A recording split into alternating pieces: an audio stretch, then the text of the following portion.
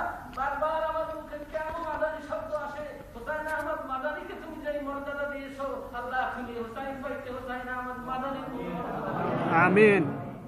বাবে অত্যধিক দুঃখের সাথে তার হাতে, বাবের হাতে ওলামায়ে কেরাম কিছু টাকা দিলে বাবে বলতেছিলেন যে টাকা দিয়ে কি করবো? আমার ছেলের আগ্রহ ছিল, আজীবন মসজিদের খেদমত করতো, মসজিদের কাজ করতো, সে একটা মসজিদ করতে চায়। এই কথা শুনে আল্লাহর এক বান্দা 10 লক্ষ টাকা মসজিদ করার জন্য দান করেছে। আমি আপনাদের খেদমতে তার জন্য দোয়া চাই। যে হুসাইন আহমদ মসজিদে ঘুরতো, মসজিদের খেদমত করতো, আযান দিত, আজকে সে রক্ত দিয়ে বাংলাদেশের আলেমদেরকে ঋণী করে চলে গেছেন।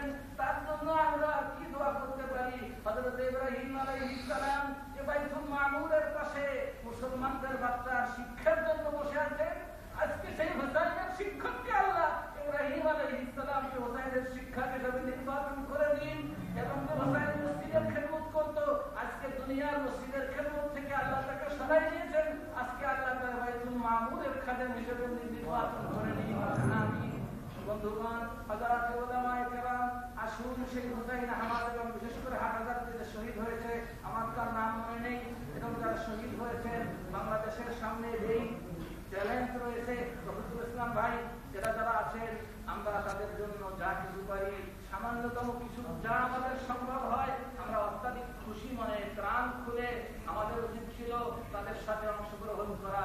আর আমরা দূরে যেতে পারছি না, কমপক্ষে তাদের সাথে তাদের ব্যথায় আমরা ব্যথা নিয়ে তার পরিবারকে সান্ত্বনা দেওয়ার জন্য তথা বাংলাদেশের আমাদের আল্লাহর কাছে যে সুসম্মান মিলবে, আমরা শুধু তাদের সাথে একটু শরীক হওয়ার জন্য, এই সওয়াবের ভাগী হওয়ার জন্য আমরা অংশগ্রহণ করি।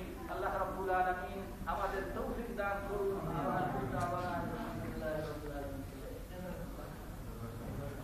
অসত্যের কাছে তবু নত নাহি শির, ভয়ে কাঁপে কাপুরুষ লড়ে যায়। অসত্যের কাছে তবু নত নাহি শির, ভয়ে কাঁপে কাপুরুষ লড়ে যায়। সম্মানিত সুধী মণ্ডলী, আপনারা কিন্তু বসে আছেন,